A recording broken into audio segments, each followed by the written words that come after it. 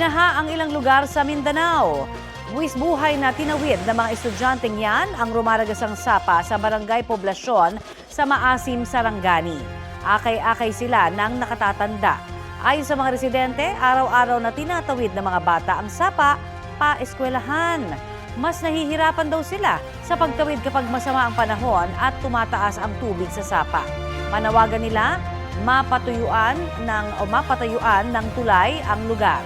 Aabot naman sa halos 200 residente ng barangay Peña Plata sa Samal Island, Davao del Norte ang inilikas dahil sa pagbayo ng malalakas na alon sa kanilang bahay kagabi. Pinasok ng tubig ang ilang bahay. Halos 30 bahay ang nasira. Agad binigyan ng tulong ang mga evacuee.